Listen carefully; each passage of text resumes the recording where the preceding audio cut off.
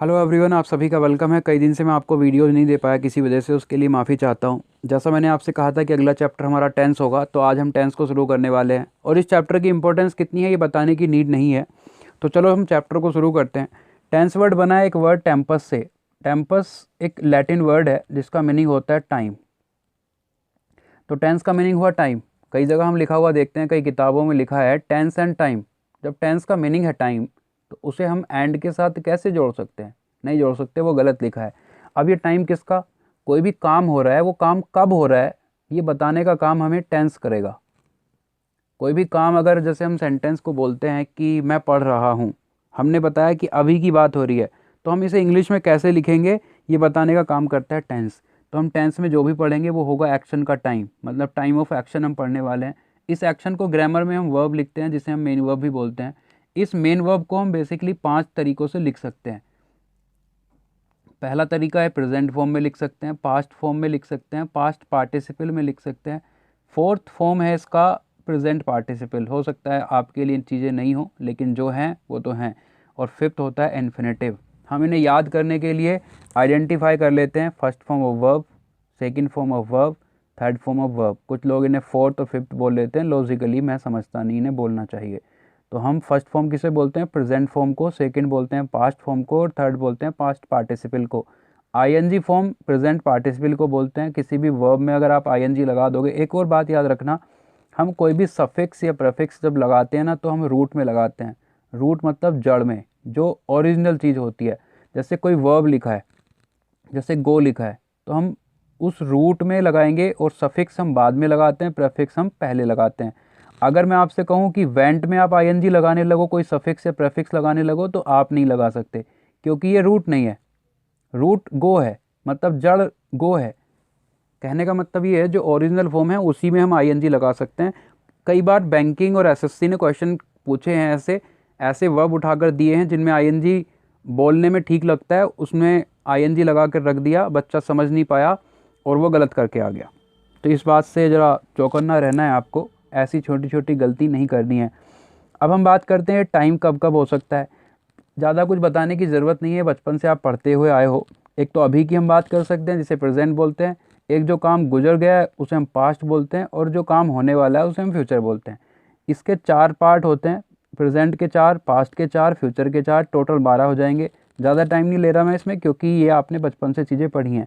पहला इंडेफिनिट होता है, फिर कॉन्टिन्यूस होता है, स्पेलिंग ध्यान दें इसकी, एसएससी ने कई बार पूछ ली है। थर्ड होता है परफेक्ट, और फोर्थ एक्चुअल में ये परफेक्ट और कॉन्टिन्यूस से मिलके बना होता है। मतलब उसने पहले परफेक्ट को लिखा यहाँ से उठाकर, और फिर यहाँ से उठा के कॉन्टिन्यूस को लिखा। कॉन्टिन्यूस का मतलब होता है प्रेजेंट पार्टिसिपल का यूज़ करके बनता है, मतलब हम आईएनजी फॉर्म का यूज़ करेंगे। तो जहाँ भी हम कॉन्टिन्यूस देखेंगे वहाँ हम आईएनजी का यूज़ ज़रूर करेंगे। तो हम ये कह सकते हैं इसमें और इसमें दोनों में आईएनजी फॉर्म लगेगा वर्ब का, क्योंकि यहाँ भी कॉन्टिन्यूस है और यहाँ भी कॉन्टिन्यूस है। इंडेफिनिट की हम बात करेंगे तो हम समझेंगे आगे चलकर, क्योंकि तीनों का अलग अलग फॉर्म से बनता है। परफेक्ट में हम पास्ट पार्टिसिपल का यूज़ करते हैं जिसे हम थर्ड फॉर्म ऑफ वर्ब बोलते हैं। हम जानते हैं कि ये परफेक्ट से बना है, यहाँ से कॉन्टिन्यूस उठा के बना, तो पहले हमें थर्ड फॉर्म चाहिए होगा, क्योंकि यहाँ थर्ड फॉर्म लगता है परफेक्ट में। फिर कॉन्टिन्यूस में आईएनजी चाहिए होगा, तो यहाँ हमें 2 वर्ब चाहिए होंगे, जहाँ थर्ड फॉर्म भी लिख सकें हम और एक आईएनजी फॉर्म भी लिख सकें। ये है बेसिक जानकारी। उसके बाद हम टेंस का चैप्टर जैसे ख़त्म होगा हम मॉडल्स पे जाएंगे, क्योंकि मॉडल्स भी एक इसी का हिस्सा है, क्वेश्चन यहीं से बनते हैं। चलो हम शुरू करते हैं। अब एक अलग अंदाज में चीज़ों को शुरू करते हैं। बहुत कुछ पढ़ लिया आपने, फर्स्ट फॉर्म के साथ एस ई एस लगाते हैं, नहीं लगाते हैं। अब हम कुछ नया पढ़ने की कोशिश करते हैं। एक नाउन जनरली सिंगुलर फॉर्म में होता है। जैसे अगर मैं बॉय की बात करूं तो आप कहोगे ये सिंगुलर फॉर्म है, गर्ल की बात करूं आप कहोगे सिंगुलर है, आपसे कहूँ स्टूडेंट कैसा है तो आप कहोगे सिंगुलर। जनरली एक नाउन सिंगुलर फॉर्म में होता है। कुछ नाउन ऐसे होते हैं जो हमेशा प्लूरल में ही होते हैं, वो तो मैं जनरली बात कर रहा हूँ, सबकी बात नहीं कर रहा हूँ। तो अगर हम इन सिंगुलर फॉर्म में एस या ई एस लगा देते हैं तो ये प्लूरल फॉर्म में बन जाते हैं। जिन बच्चों को ये नहीं पता है कि ई एस कहाँ लगता है, उनके लिए ये नोट लिखा है, आप लिख सकते हैं। कोई भी वर्ड अगर O X Z double S C H S S से एंड होगा तो हम उसमें ई एस लगाएंगे। फॉर एग्ज़ाम्पल हम जी ओ, गो में ई एस लगाते हैं क्योंकि ये ओ से एंड हुआ है। मैंगो ओ से एंड होता है, हम ई एस लगाते हैं। ओक्स एक्स से एंड होता है, हम ई एस लगाते हैं। प्रोसेस में हम ES लगाते हैं क्योंकि डबल S से एंड होता है। तो इतनी बात क्लियर हुई। जैसे हमने बॉय को देखा तो ये सिंगुलर फॉर्म में लिखा है, हमने S ऐड किया तो ये बॉयज़ बन गया। बेसिक जानकारी है, आपको पता है। इसका एकदम अपोजिट होता है, एकदम अपोजिट होता है वर्ब। जैसे नाउन सिंगुलर फॉर्म में था तो वर्ब प्लूरल फॉर्म में होता है। तो ये अपने ओरिजिनल फॉर्म में प्लूरल फॉर्म में होता है, सिंगुलर फॉर्म में नहीं होता है।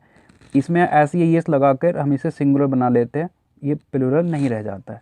फॉर एग्जांपल प्ले, अगर मैं आपसे कहूँ प्ले एक वर्ब है, नाउन तो नहीं है, तो अगर ये प्ले ओरिजिनल फॉर्म में लिखा है तो ये कैसे फॉर्म में लिखा होगा? प्लूरल फॉर्म में लिखा होगा। एक वर्ब जो लिखी होती है हमारे सामने ओरिजिनल वर्ब, वो प्लूरल होती है, आप इतना याद रखो। गो प्लूरल वर्ब है, इन्वॉल्व प्लूरल है, डू एक वर्ब है, करना जिसे हम हिंदी में बोलते हैं, तो प्लूरल है। इन सब में मैंने ES लगा दिया तो ये प्लेस बन गया, तो ये कैसी वर्ब हो गई? सिंगुलर। गोज कैसी वर्ब हुई? सिंगुलर। इन्वॉल्व्स कैसी वर्ब हुई? सिंगुलर। डू में क्योंकि ओ से एंड हो रहा था मैंने ES लगाया तो डस कैसी वर्ब हुई? सिंगुलर। उम्मीद करता हूँ आपने ये बात सीख ली होगी। आगे चलते हैं। ये है टेबल, मैंने आपके लिए टेबल बना के रखी है, दी है मतलब आपको, ताकि आप नोट कर सको इसे। 3 टेंस हमने पढ़े अभी, प्रेजेंट, पास्ट, फ्यूचर। प्रेजेंट जो भी है, पास्ट जो पहले था, फ्यूचर जो होगा। 4 पार्ट हमने पढ़े, अभी हम पढ़ के आए इन्हें। अब मैं आपको बताता हूँ प्रेजेंट इंडेफिनिट कैसे बनता है। कोई भी सेंटेंस है तो उसमें हमें सब्जेक्ट और वर्ब चाहिए, तभी कोई सेंटेंस बनता है, उसी को हम क्लॉज भी बोलते हैं। तो अगर हमारा सब्जेक्ट सिंगुलर है तो हमें वर्ब भी सिंगुलर चाहिए होगा। सब्जेक्ट हमारा प्लूरल है तो हमें वर्ब भी प्लूरल चाहिए होता है। इसका मैं फॉर्मूला बताता हूँ, SSPP। SS मतलब सब्जेक्ट सिंगुलर तो verb singular, PP subject plural तो वर्ब भी प्लूरल। ये कैसे काम करता है आगे चल के सीखेंगे। बस हमें S या ES कुछ नहीं लगाना होता है, वो यहीं से बना है। यही फ़र्क होता है रूल और कंसेप्ट में। ये कंसेप्ट है, रूल वो है जो आप पढ़ते हो कि सिंगुलर सब्जेक्ट के साथ S या ES लगता है, कंसेप्ट इसे बोलते हैं। यही फ़र्क होता है कंसेप्ट और रूल में। जब हम पास्ट इंडेफिनिट की बात करते हैं तो सब्जेक्ट सिंगुलर हो या प्लूरल हो फ़र्क नहीं पड़ता, हमें पास्ट फॉर्म चाहिए होता है जिसे हम सेकंड फॉर्म ऑफ वर्ब बोलते हैं। जब हम फ्यूचर की बात करते हैं तो फ्यूचर को इंडिकेट करता है विल और शैल। कुछ लोग बोलते हैं कि शैल ख़त्म हो चुका है। अगर हम कॉम्पिटिटिव एग्ज़ाम की बात करें तो शैल से क्वेश्चन नहीं आएगा। शैल हो सकता है लिखा हुआ आए या ना आए, लेकिन क्वेश्चन नहीं आएगा। यहाँ आप कह सकते हो कि ख़त्म हो चुका है, लेकिन इंग्लिश से ख़त्म नहीं हुआ है। जब आप डिस्क्रिप्टिव लिखते हो तो वहाँ आपको ज़रूरत पड़ती है। आपने जब एडमिट कार्ड निकाले हैं अपने, तो उसमें इंस्ट्रक्शन में लिखा होता है नो कैंडिडेट शैल। वहाँ कभी आपने विल नहीं देखा होगा। याद आ रहा है ना आपको? नहीं आ रहा तो एडमिट कार्ड चेक करना, इंस्ट्रक्शन चेक करना आज ही जाकर। तो विल और शैल दोनों यूज़ होते हैं। कैसे होते हैं, क्या इन दोनों में फ़र्क है, ये हम समझेंगे आगे चलकर। तो हमने प्रेजेंट फॉर्म को यूज़ करना होता है विल के साथ फ्यूचर इंडेफिनिट बनाने के लिए। विल गो होगा, विल गोज़ या विल वेंट या विल गोन नहीं हो सकता है। इतनी बात क्लियर है। जब हम कॉन्टिन्यूस की बात करते हैं तो हम एक वर्ब का सहारा लेते हैं, बी का। BE की फर्स्ट फॉर्म जो होती है प्रेजेंट फॉर्म, वो इज़ MR होती हैं, तो हमने इज़ MR को यहाँ लगाना होता है प्रेजेंट कॉन्टिन्यूस टेंस में। इस सिंगुलर सब्जेक्ट के साथ लगता है, आई के साथ M लगता है और प्लूरल के साथ R लगता है। ING फॉर्म हम सबके साथ यूज़ करेंगे, जहाँ जहाँ भी कॉन्टिन्यूस देखेंगे वहाँ। ठीक है। बी की जो सेकंड फॉर्म होती है वॉज वर होती है। आई के साथ यहाँ वॉज का यूज़ करते हैं, इस बात को भी आप ध्यान रखना। आई के साथ हम वर का यूज़ नहीं करते हैं। टेंस की मैं बात कर रहा हूँ, किसी और चैप्टर में करेंगे हम चलकर आगे। जब हम फ्यूचर की बात करते हैं तो बी का कोई ऐसा फॉर्म जो फ्यूचर में लग सके। अच्छा एक बात बताओ, क्या फ्यूचर वाला एक्शन हुआ है? नहीं हुआ है, तो ये फ्यूचर में जो एक्शन होगा वो वही होगा ना जो प्रेजेंट में हो रहा है, वो होगा। और होगा का मतलब बताया इस विल और शैल ने, तो हमने प्रेजेंट फॉर्म को यूज़ किया। तो वही हमने क्या किया, यहाँ भी विल को लिख दिया क्योंकि विल ही बताएगा हमें फ्यूचर, और हमने बी को उठाकर एज इट इज़ लिख दिया। यहीं से हेल्पिंग वर्ब तैयार हुई इसकी, विल बी प्लस ING। मैं आपको ओरिजिन चीज़ें बता रहा हूँ कि ये इनका कंसेप्ट क्या है, कहाँ से निकल के आई हैं, ताकि आपको कुछ अलग लगे और इंटरेस्ट बने पढ़ने में। परफेक्ट एक ऐसा काम है जो कंप्लीट हो चुका है, उस पर हमारा अधिकार हो चुका है, इसलिए हमने हैव से हेल्प मांगी और यहाँ हमने हैज़ और हैव को लिख दिया। हम यहाँ आई के साथ हैव का यूज़ करते हैं, हैज़ का नहीं करते हैं। आगे चल के मैं ये भी समझाऊंगा कभी किसी वीडियो में आपको कि आई के साथ यहाँ वॉज क्यों किया हमने और यहाँ हैव क्यों किया। हम यहाँ पास्ट पार्टिसिपल का यूज़ करते हैं परफेक्ट में, जिसे हम थर्ड फॉर्म ऑफ वर्ब बोलते हैं। तो तीनों में हम थर्ड फॉर्म ऑफ वर्ब का यूज़ करेंगे। हैव की सेकंड फॉर्म होती है हैड, इसलिए हमने यहाँ हैड का यूज़ किया। यहाँ हमने विल के साथ यूज़ करना है तो हमने वर्ब की फर्स्ट फॉर्म को ही यूज़ किया, विल हैव। अब हम बात करते हैं इसकी। अब हमें पहले तो परफेक्ट बनाना है, फिर कॉन्टिन्यूस बनाना है। परफेक्ट बनाने के लिए हमने परफेक्ट वाला पूरा मटेरियल उठाने की कोशिश की हमने, हैज़ और हैव, लेकिन कॉन्टिन्यूस बीच में आ गया। उसने कहा कि वर्ब तो मैं ले चुका हूँ पहले ही, तो अब हम क्या करें, तो हम बी के पास फिर से जाते हैं, बी से कहते हैं अपना थर्ड फॉर्म दे दे यहाँ। तो इसने अपना थर्ड फॉर्म दिया। अब क्यों दिया, हम बी के पास ही क्यों गए, क्योंकि बी का मतलब होता है होना, और कोई भी काम अगर हो रहा है उसमें आप लिखो होना या ना लिखो तो भी वो होएगा, कोई फ़र्क नहीं पड़ेगा, इसलिए हमने बी को ही यूज़ किया। तो बी का थर्ड फॉर्म हमने यूज़ किया, क्योंकि हम हैज़ और हैव के साथ थर्ड फॉर्म का यूज़ करते हैं। वही हमने यहाँ किया, वही हमने यहाँ किया। तो इन्हें अब रटना नहीं है, कहाँ से ये आई है, क्यों आई है, मैं आपको ये समझा चुका हूँ। उम्मीद करता हूँ अब आप कभी इनमें गलती नहीं करोगे। अब हम बात करते हैं प्रेजेंट इंडेफिनिट की। एक एक टेंस हम डिटेल में पढ़ेंगे, प्रैक्टिस करेंगे। आपको गारंटी मैं देता हूँ, आप टेंस में कोई क्वेश्चन गलत नहीं करके आएंगे, ये मेरा आपसे वादा है। प्रेजेंट इंडेफिनिट हमने अभी पढ़ा, सब्जेक्ट और वर्ब मिलता है हमें सेंटेंस में। हम एक फॉर्मूला तैयार करके आए हैं अभी, SSPP, सब्जेक्ट सिंगुलर तो वर्ब सिंगुलर, सब्जेक्ट प्लूरल तो वर्ब प्लूरल, ये प्रेजेंट इंडेफिनिट कहता है। जब हम सेंटेंस की बात करते हैं तो हम इसे दो पार्ट्स में पढ़ने की कोशिश करते हैं, एक है बेसिक पार्ट इसका और एक है एडवांस पार्ट। मैं इसकी बात अभी नहीं कर रहा हूँ, इसकी बात हम आगे चलकर करेंगे। बेसिक पार्ट्स इसके 5 टाइप्स होते हैं। अफर्मेटिव, जिन्हें हम पॉजिटिव सेंटेंसेस बोलते हैं, या पॉजिटिव सेंटेंसेस को हम अफर्मेटिव सेंटेंस बोलते हैं, जिसमें कोई नेगेटिव बात नहीं है, नेगेटिव वर्ड नहीं है। दूसरा होता है नेगेटिव, और इन दोनों को मिलाकर आप कुछ किताबों में कुछ ग्रामरियन के मुंह से ये सुनोगे कि असर्टिव बोलते हैं, तो इन दोनों को हम असर्टिव बोल देते हैं। थर्ड होता है इंटेरोगेटिव। इंटेरोगेटिव भी दो टाइप होते हैं, एक क्लोज एंडेड, एक ओपन एंडेड। आगे चलकर हम पढ़ेंगे कैसे बनते हैं, ये भी पढ़ेंगे। फोर्थ होता है इम्पेरेटिव। फिफ्थ होता है ऑप्टेटिव सेंटेंस।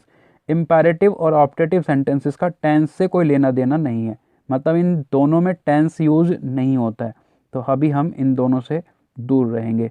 हम इन तीनों का यूज़ करेंगे टेंस में। टेंस इन्हीं तीनों में लग सकता है, इन दोनों में नहीं लग सकता है। चलिए हम अब अफर्मेटिव सेंटेंस से शुरू करते हैं। प्रेजेंट इंडेफिनिट अभी हम पढ़ रहे हैं। एक सेंटेंस लिखा मैंने, ही रीड अ न्यूज़पेपर। हिंदी में इस सेंटेंस को अगर मैं बोलूँ तो ये सेंटेंस है, वह न्यूज़पेपर रीड करता है। एक और सेंटेंस लिखा मैंने, दे रीड अ न्यूज़पेपर। वे सब, दे मतलब वे एक से ज़्यादा हैं, वे न्यूज़पेपर रीड करते हैं। ये सेंटेंस मुझे प्रेजेंट इंडेफिनिट में बनाना है। अब देखो, सेंटेंस के लास्ट में ता है, ती है, ये बचपन से आपने पढ़ा है। हमें सेंटेंस बनाने नहीं है, हमें सेंटेंस लिखे होंगे, उनमें से एरर फाइंड करना है कि ये गलत बने या सही बने हैं। तो हम उसी तरीके की इंग्लिश पढ़ेंगे, वो नहीं पढ़ेंगे कि सेंटेंस बनते कैसे हैं। तो अब हम जानते हैं प्रेजेंट इंडेफिनिट में हमें इसे तैयार करना है सेंटेंस को, और सब्जेक्ट ही है, और ही हम जानते हैं कैसा सब्जेक्ट है, सिंगुलर। हम जानते हैं सिंगुलर सब्जेक्ट के साथ सिंगुलर वर्ब आएगा, और सिंगुलर वर्ब कब बनता है, जब हम किसी ओरिजिनल वर्ब में एस लगा देते हैं। तो यहाँ रीड होना चाहिए या फिर रीड्स होना चाहिए, ये तो प्लूरल वर्ब है ना, हमें चाहिए एस, ये तो पी हो गया, तो एस चाहिए तो हमें एस लगाना पड़ेगा, तो सेंटेंस हो जाएगा ही रीड्स अ न्यूज़पेपर। अब सेंटेंस सही है, बात समझ में आ रही है आपको। दे सब्जेक्ट कैसा है, प्लूरल, वर्ब कैसा चाहिए, प्लूरल, ओरिजिनल वर्ब कैसी होती है, प्लूरल। सेंटेंस नहीं लिखा है। चलिए हम प्रैक्टिस करते हैं इस पर। क्या पढ़ा हमने अभी, my watch keep good time, सारे हमें प्रेजेंट इंडेफिनिट में बनाने हैं। हमने देखा सेंटेंस का सब्जेक्ट क्या है हमारे, माई वॉच। सेंटेंस में एक है वॉच, तो सिंगुलर होगा, सिंगुलर होगा तो वर्ब कैसा चाहिए, सिंगुलर। कीप होगा या फिर कीप्स होगा, कीप तो प्लूरल है, तो हमें सिंगुलर बनाना है, तो क्या होगा, कीप्स होगा। आई ईट, आई सब्जेक्ट हमारा प्लूरल है, तो इसके साथ हम क्या करेंगे, वर्ब प्लूरल यूज़ करेंगे, तो ये सेंटेंस सही है। An apple every day but my mother, my mother subject कैसा है, सिंगुलर, तो वर्ब भी कैसा चाहिए होगा, सिंगुलर, तो यहाँ क्या होगा, ईट्स हो जाएगा, क्योंकि एस लगाकर हम सिंगुलर बना लेते हैं। Sita value them, Sita subject singular है, तो हमें वर्ब भी कैसा चाहिए होगा, सिंगुलर, तो हमें एस लिखना होगा, वैल्यूज़, क्योंकि वैल्यू तो प्लूरल फॉर्म में लिखा है, हमें सिंगुलर फॉर्म में चाहिए होगा। आगे सेंटेंस लिखा है, सी वॉश क्लॉथ्स डेली, सी सब्जेक्ट कैसा है, सिंगुलर, तो वर्ब भी कैसा चाहिए, सिंगुलर, तो वॉश नहीं हो सकता है, इसमें एस या ई एस लगाना पड़ेगा। ये एस एच से एंड हुआ है, एस एच से एंड होने वाले वर्ड्स में हम क्या यूज़ करते हैं, ई एस, तो सी वॉशेस क्लॉथ्स डेली। ही अप्रेस, अप्रेस मतलब क्या होता है भाई, अप्रेस का मीनिंग होता है किसी पर बर्डन डालना। आप पावर में हो दूसरे पे आप बर्डन डाल रहे हो कि कर ऐसा ज़बरदस्ती, 8 घंटे काम होता है उसका लेकिन 9 घंटे करा रहे हो, उसे बोलते हैं अप्रेस। हिंदी में बोलते हैं दमन करना किसी का। ही अप्रेस, ही सब्जेक्ट कैसा है, सिंगुलर, तो वर्ब भी कैसा चाहिए, सिंगुलर। तो अप्रेस में डबल एस लिखा है लास्ट में, और डबल एस वाले जो वर्ड्स होते हैं उसमें हम ई एस ऐड करते हैं। तो ही अप्रेसेस हिज एम्प्लॉयज़। माई फ्रेंड्स बहुत सारे हैं, एक नहीं है, सब्जेक्ट हमारा प्लूरल है, और वर्ब भी कैसा चाहिए, प्लूरल। प्लूरल लिखी है वर्ब, एस तो नहीं लिखा है उसमें, जब एस यही एस लगता है तब सिंगुलर बनती है, सेंटेंस सही है। उम्मीद करता हूँ प्रेजेंट इंडेफिनिट का अफर्मेटिव पार्ट आपको समझ आया होगा। आगे चलते हैं अब हम बात करेंगे नेक्स्ट पार्ट की, नेगेटिव सेंटेंसेस की। नेगेटिव सेंटेंस कब बनते हैं, जब हम उसमें नोट लगा देते हैं। नोट एक्चुअल में खुद एक एडवर्ब है। एडवर्ब क्यों है, क्योंकि ये या तो एक वर्ब को मॉडिफाई करेगा या फिर एक एडजेक्टिव को। जैसे मैं कहूँ यू आर नॉट बैड, अब बैड एक एडजेक्टिव है, आप क्या नहीं हो, बैड नहीं हो। बैड एक एडजेक्टिव है, उसे मॉडिफाई किया, और एडजेक्टिव को मॉडिफाई करने वाला वर्ड एक एडवर्ब होता है। ये मैं आपको पिछली क्लासेस में अच्छे से समझा कर आया हूँ। एक वर्ब को मॉडिफाई करने वाला भी एक एडवर्ब होता है। तो मैंने यहाँ नोट लिख दिया है ताकि आप अपने नोट्स बनाओ तो एक एक चीज़ ध्यान से लिखो, इसलिए मैं सारी चीज़ें लिखता हूँ, नहीं तो मैं बिना लिखे भी आपको समझा सकता हूँ। अब हम सेंटेंस को नेगेटिव बनाएंगे, कैसे तैयार करते हैं सेंटेंस को देखते हैं। ही रीड्स अ न्यूज़पेपर, ये हम सेंटेंस पढ़ के आए, सब्जेक्ट हमारा सिंगुलर है, वर्ब हमारे सिंगुलर है, ऐसे हमने अफर्मेटिव बनाया। इसका अगर नेगेटिव बनाना हो तो हमें नोट लिखना पड़ेगा। भाई ये एडवर्ब है और ये हमें वर्ब को मॉडिफाई कराना है, तो ये वर्ब से पहले लिखना पड़ेगा। एक और नोट बना लो अपनी नोटबुक में कि नोट का यूज़, नोट एक एडवर्ब होने के चलते ये वर्ब से जस्ट पहले लिखा जाता है। इसका आपको पता तब चलेगा जब हम फ्यूचर कॉन्टिन्यूअस टेंस में पहुंचेंगे।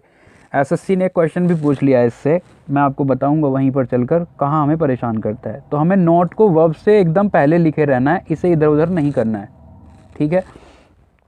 अब इस सेंटेंस को बोलने का अगर हम प्रयास करें, ट्राई करें, तो सेंटेंस होगा ही नॉट रीड्स।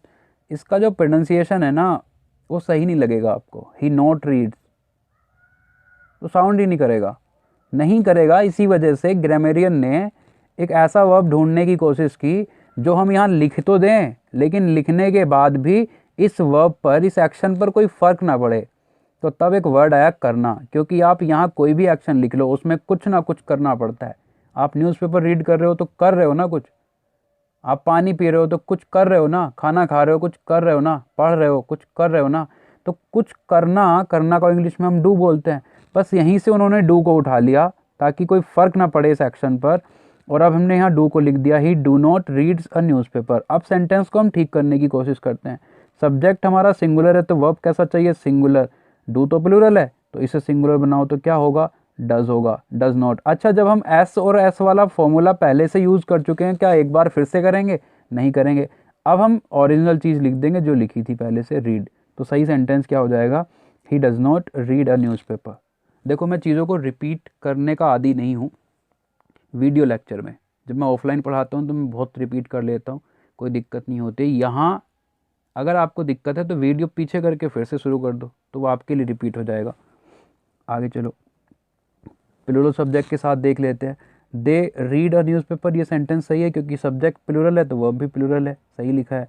अब हमने डू को लिखने की कोशिश की, तो अब दे कैसा है, प्लूरल है, डू कैसा है, प्लूरल है, उसके साथ नॉट, उसके साथ रीड, सेंटेंस सही हो गया। तो एक और नोट अपनी नोटबुक में बना लो आप, ताकि आप कभी रिवाइज़ करो तो ये चीज़ें याद रहें आपको, कि हम डज जब लिख देते हैं तो उसके साथ हम सिंगुलर वर्ब का यूज़ नहीं करते हैं, फिर हम उसे उसके साथ प्लूरल वर्ब का यूज़ करते हैं, ठीक है। डस के साथ हम एस या ई एस को नहीं लगा सकते हैं, जो चीज़ें आपने रूल के हिसाब से पढ़ी हैं। क्यों होता है ऐसा, आप इस बात को समझ गए हैं। अच्छा, हम नेगेटिव सेंटेंसेस की भी प्रैक्टिस कर लेते हैं, क्योंकि प्रैक्टिस अगर नहीं होगी तो जो समझा है आपने 4 दिन बाद भूल जाओगे। माई वॉच अभी हम पढ़ के आए, सेंटेंस सब्जेक्ट कैसा है, सिंगुलर है। सिंगुलर है तो हमें वर्ब भी कैसा चाहिए, सिंगुलर, डज आएगा। डज नॉट कीप ऐसे ही लिखा है, अगर हम यहाँ कीप्स कर दें क्या चलेगा, क्या नहीं चलेगा। तो अब सेंटेंस सही हो चुका है। My watch does not keep good time. Sita does not, Sita subject singular है तो वर्ब भी कैसा चाहिए, सिंगुलर। लेकिन क्या वैल्यूज आ सकता है दोबारा से, सिंगुलर फॉर्म लग सकता है क्या, नहीं लग सकता है। तो इसका एस हट जाएगा, तो क्या बन जाएगा ये, value. He do not, he subject singular है तो डू होना चाहिए या फिर सिंगुलर वर्ब चाहिए हमें, डज नॉट। ऑपरेस सही लिखा है। माई फ्रेंड्स डू नॉट प्रोव्स, अच्छा डू नॉट भी लिखा है यहाँ, ये माई फ्रेंड्स तो प्लूरल है, ये भी प्लूरल है, सही लिखा है, तो क्या है प्रोव्स हो सकता है? नहीं हो सकता है, ये प्रूव होगा। उम्मीद करता हूँ ये बातें भी आपको क्लियर हुई होंगी। आगे चलते हैं हम। एक मिनट, मैं कुछ पेजेस यहाँ से डिलीट कर लूँ ताकि जगह हो जाए इसमें।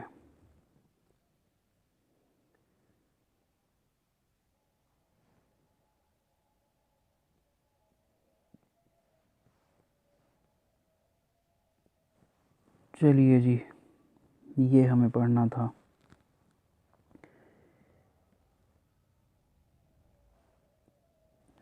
अब हम आएंगे इंटेरोगेटिव पे। जैसे मैंने आपको बताया कि इंटेरोगेटिव के भी टू पार्ट्स होते हैं, एक क्लोज एंडेड, दूसरा ओपन एंडेड। समझो इसे क्या होता है क्लोज एंडेड और ओपन एंडेड। एक क्वेश्चन ऐसा होता है जिसका आंसर मिलता है हमें यस और नो में। जैसे मैं आपसे कहूँ क्या आप खाना खाते हो, आप कहोगे हाँ या ना। क्या आप न्यूज़पेपर रीड करते हो, हाँ या ना। तो यस और नो में हमें आंसर मिल रहा है। एक होता है ओपन एंडेड जिसका आंसर हमें डिटेल में मिलता है। मैंने ये सारी चीज़ें लिखी हुई हैं, ये लिखी हुई होती हैं ताकि आप नोट कर सको आसानी से। जैसे मैं आपसे पूछूं इसी बात को कि आप न्यूज़पेपर क्यों रीड करते हो या क्यों रीड नहीं करते हो, तो अब आप हाँ या ना नहीं कह सकते। मैं आपसे कहूँ आप न्यूज़पेपर क्यों रीड करते हो, आप कहो हाँ, ये कैसा आंसर हुआ? ये तो कोई आंसर नहीं हुआ ना। आप कहोगे कि इसलिए करते हैं, आपको डिटेल में आंसर देना पड़ेगा। तो हम इसीलिए इन्हें WH वर्ड टाइप भी बोलते हैं और इन्हें हम यस नो टाइप भी बोल देते हैं। एक्चुअल में इनका नाम क्लोज एंडेड और ओपन एंडेड होता है। ठीक है, ज़्यादा कोई लेना देना इनसे है नहीं, हमसे कोई टाइप पूछने वाला भी नहीं है। ये सेंटेंस हेल्पिंग वर्ब से स्टार्ट होते हैं, ये सेंटेंस WH वर्ड से स्टार्ट होते हैं। कैसे होते हैं आइए देखते हैं। सेंटेंस लिखा है ही रीड्स, एक ही सेंटेंस को मैं सारे फॉर्म में बता रहा हूँ ताकि आप समझ जाओ कि कहाँ कैसे क्या बनता है। He reads a newspaper. एक सेंटेंस हमने नेगेटिव बनाया था, he does not read a newspaper. अब हम जानते हैं कि ये सिंगुलर सब्जेक्ट और सिंगुलर वर्ब वाला कंसेप्ट है, तो ये प्रेजेंट इंडेफिनिट का है। और प्रेजेंट इंडेफिनिट में हम डू का यूज़ करते हैं हेल्पिंग वर्ब के फॉर्म में, और डू का यूज़ करते हैं तो अब हमें उस हेल्पिंग वर्ब को उठाकर स्टार्टिंग में लिखना होगा। तो हमने डज लिखा। डज क्यों लिखा? क्योंकि हमें सिंगुलर चाहिए ही के साथ। अगर यहाँ यू होगा, दे होगा या एक से ज़्यादा लोग होंगे तो हम यहाँ डू कर देंगे। तो डज ही, बाकी पूरा सेंटेंस ऐसे ही। और जब हम डज लिख चुके हैं तो अब हम वर्ब में एस नहीं लगा सकते हैं। डज ही रीड्स अगर हो भी जाए तो एरर बन जाएगा। लास्ट में हम क्वेश्चन मार्क का याद रखेंगे। डिस्क्रिप्टिव राइटिंग में लिखने में भी ध्यान रखेंगे। ही डज नॉट, इसमें पहले से डज लिखा था, डज को उठा के मैंने बाहर लिखा, बाकी पूरा सेंटेंस एज इट इज उतार दिया, लास्ट में क्वेश्चन मार्क लगा दिया। बात समझ में आ रही है आपको? जैसे सेंटेंस लिखा है दे रीड अ न्यूज़पेपर। अब हम जानते हैं प्लूरल सब्जेक्ट प्लूरल वर्ब लिखा है ये, ठीक है। तो हम जानते हैं उसका हेल्पिंग वर्ब क्या है, डू है। और डू है तो हम डू को स्टार्टिंग में लिखेंगे, बाकी पूरा सेंटेंस ऐसे ही लिख देंगे, लास्ट में क्वेश्चन मार्क। तो ये दो सेंटेंस कैसे बनाने, ये आपका होमवर्क है। अब हम बात, ये तो हो गया क्लोज एंडेड। अब हम बात करेंगे ओपन एंडेड की। ओपन एंडेड में हमने कहा कि WH वर्ड स्टार्टिंग होगा WH वर्ड से। तो WH वर्ड का मतलब जो भी है सेंटेंस में उसी के हिसाब से बनाएंगे। जैसे सेंटेंस में आपसे बोलूँ वह न्यूज़पेपर कब रीड करता है, तो कब को हमें लिखना पड़ेगा, कब एक क्वेश्चन वर्ड है तो WH वर्ड से हमें लिखना पड़ेगा व्हेन। व्हेन डज, बाकी पूरा सेंटेंस जो यहाँ लिखा था ये वाला, उसे यहाँ उठाकर लिखना है हमें। इस वाले पूरे सेंटेंस को उठा के इसके बाद लिख देना और कोई भी चेंज नहीं होगा उसमें। जैसे सेंटेंस नेगेटिव वाला है कि वो न्यूज़पेपर रीड क्यों नहीं करता है, तो क्यों को इंग्लिश में हम वाई बोलते हैं, बाकी पूरा सेंटेंस हम यहाँ लिख देंगे। एक बात ध्यान रखेंगे, मैंने आपको क्या बताया कि नोट को वर्ब के जस्ट पास रखना है, आपको उससे जस्ट पहले लिखना है। बाकी आप कुछ भी करते रहो, उसे नहीं हटाना वहाँ से। अगर सेंटेंस आ जाए वाई डज नॉट ही, तो आप कंफ्यूज मत होना, क्योंकि हम जानते हैं कि वर्ब से जस्ट पहले लिखा जाएगा नोट। लेकिन हम डज और नॉट को दोनों को आपस में मिला देते हैं, डू नॉट को आपस में मिला देते हैं। इन्हें हम बोलते हैं contracted forms. Doesn't, don't, will not को हम वोंट बोलते हैं, हैव नॉट को हैवंट बोलते हैं, हैज़ नॉट को हैजंट बोलते हैं। तो इन सब को हम कॉन्ट्रैक्टेड फॉर्म्स बोलते हैं। जब हम कॉन्ट्रैक्टेड फॉर्म लिखना चाहें तो अब तो हमें नोट को इसके पास चिपकाना ही होगा। तो अब सही हो जाएगा why doesn't he read a newspaper. अगर आप ऐसा लिखते हो तो एक साथ लिखा जाएगा, क्योंकि इससे अब अलग हो भी नहीं सकता है वो। लेकिन जैसे आप अलग करोगे वैसे आपको वर्ब के पास ले जाना पड़ेगा उसे। जैसे सेंटेंस हमने प्लूरल वाले से बनाया तो when do they read a newspaper.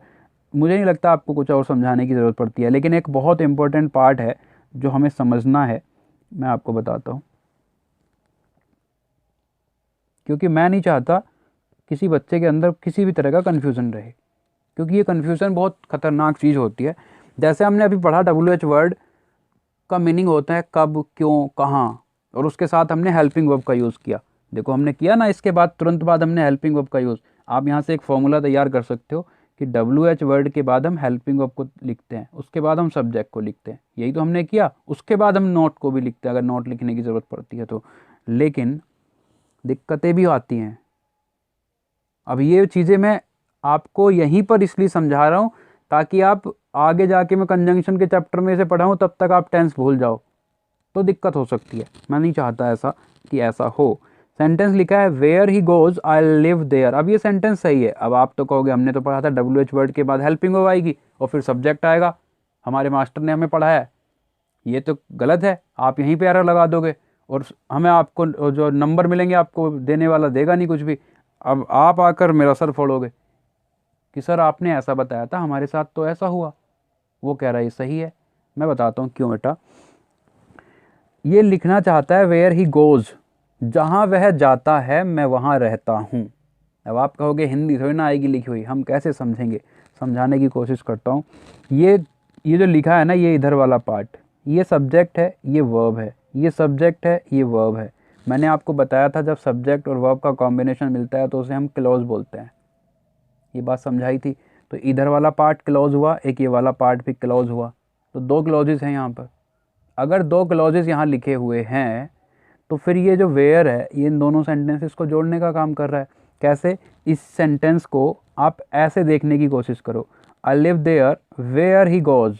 अब ये वेयर दोनों सेंटेंसेस को, इन दोनों क्लॉजेस को आपस में कनेक्ट करने का काम कर रहा है। कनेक्ट करने का काम कौन करता है? कंजंक्शन। तो अब यहाँ WH वर्ड जो है ना, ये वेयर, ये एक कंजंक्शन है, एक WH वर्ड नहीं है। एक और सेंटेंस के सहारे समझो, आसानी से समझ में आएगा। When she does not take a bath, जब वो नहाती नहीं है, सी सीम्स वेरी बैड। अब देखो सी के साथ सीम्स लिखा है, यहाँ सीम भी लिख कर दे सकता है, क्योंकि पूरा बहुत बड़ा सेंटेंस लिख कर देगा, लास्ट में जाके आपको फंसाएगा, आप लास्ट में ध्यान नहीं दोगे। तो हमें वर्ब भी कैसा चाहिए? सिंगुलर चाहिए। तो सेंटेंस अब सही होगा जब हम सीम्स लिखेंगे। सीम लिखेंगे तो एरर बन जाएगा। अब ये वाला भी क्लोज हुआ और ये वाला भी क्लोज हुआ, दोनों क्लोजेस के बीच में हमने कोमा लिखा है। और कोमे से कभी भी सेंटेंस को हम कनेक्ट नहीं करते हैं। कोमा तब लगता है जब सेंटेंस के स्टार्टिंग में हम कंजंक्शन लिख दें, या फिर कंजंक्शन को बीच में उठाकर लिख दो तो दूसरी वाली क्लॉज को पहले लिख दो। आप इसे ऐसे भी लिख सकते हो, she seems very bad when she does not take a bath. अब ये वाला क्लॉज और ये वाला क्लॉज दोनों को आपस में कनेक्ट किसने किया? वैन को।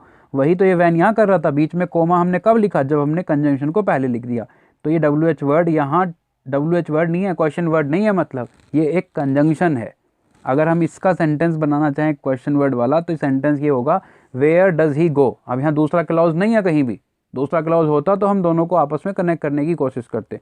मान लो कल को यही वाला क्वेश्चन, ये वाला क्वेश्चन यहाँ डज लिख कर दे दे आपको, where does he go I live there, तो सेंटेंस में एरर बनेगा, क्योंकि वेयर कंजंक्शन है और कंजंक्शन के बाद तो सब्जेक्ट आएगा। उम्मीद है बात को समझ पाए होंगे। तो मैं आप यहाँ को नोट कर लेना, मैं लिख देता हूँ यहाँ कि कंजंक्शन के बाद हम सब्जेक्ट का यूज़ करते हैं, मतलब क्लॉज का यूज़ करते हैं। और क्लॉज हो सकता है कि ये वाला क्लॉज क्वेश्चन वर्ड वाला हो तो अगला क्लॉज भी क्वेश्चन वर्ड वाला होगा। जब हम प्रैक्टिस करेंगे तो इन सारे सेंटेंसेस को भी मैं उठाकर उस एक्सरसाइज में डालूंगा ताकि ये सारा कन्फ्यूज़न दूर रहे। आपसे मैं क्वेश्चन पूछता हूँ अब, बाथ BATH और BATHE में क्या फ़र्क है? क्योंकि यहाँ बात आया था, वहीं से मेरे माइंड में आया था, मैंने लिख दिया था यहाँ कि बात और बात में फ़र्क बताइए क्या है। ठीक है, इस वाले सेंटेंस को अगर हम क्वेश्चन वर्ड बनाएं तो क्या करेंगे हम? वैन, फिर हेल्पिंग वर्ब, फिर सब्जेक्ट, फिर नॉट, उसके बाद जो भी लिखा है वो। उम्मीद करता हूँ बातों को आप समझ पाए होंगे।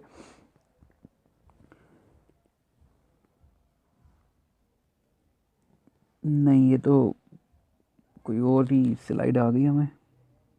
यही था, कोई और नहीं था क्या?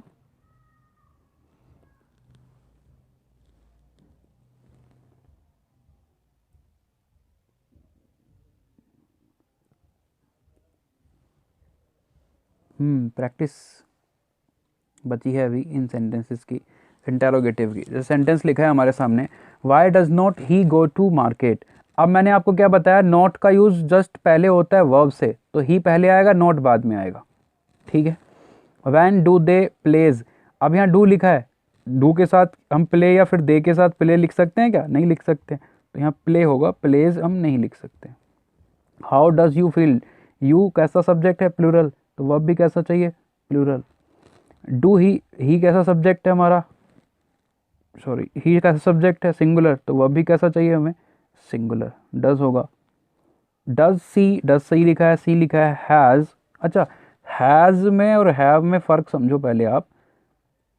जब हम हेल्पिंग वर्ब की बात करते हैं तो हम इसे सिंगुलर के साथ यूज़ करते हैं, इसे प्लूरल के साथ यूज़ करते हैं, लेकिन एक्चुअल में जो हैव है इसका तो मीनिंग है ना, हैव के दो मीनिंग होते हैं। हैव तो एक पोजीशन दिखाने के लिए होता है, अधिकार दिखाने के लिए, और एक खाने के लिए यूज़ होता है, ठीक है। तो यहाँ क्या है, does she has any pen, क्या वो एक पेन रखती है, खाने की बात तो नहीं हो रही है, तो हम रखने वाले की बात कर रहे हैं। और जब हम डज का यूज़ कर चुके हैं तो यहाँ हमें वर्ब का सिंगुलर फॉर्म चाहिए क्या, नहीं, हमें तो ओरिजिनल वर्ब चाहिए, तो ओरिजिनल वर्ब क्या होता है, हैव होता है, तो यहाँ हैज़ नहीं होगा, हैव आएगा। डज सी हैज़ नहीं, डज सी हैव। कई बार बच्चा देखता है यहाँ आपको स्लैश मार कर देता है वो, और यहाँ देखता है सी के साथ हैज़ लिखा है, सही लिखा है, कोई दिक्कत नहीं है।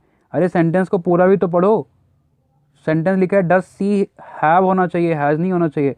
जैसे यहाँ लिखा है डू यू हैव, अब यहाँ हैज़ थोड़ी ना लिख सकते हो आप भाई, इस हैव का मतलब क्या है, रखना, ये तो वर्ब है, मेन वर्ब है, तो मेन वर्ब को एज इट इज़ लिखोगे। तो do you have any idea, does she have any pen, दोनों सेंटेंस अब सही है।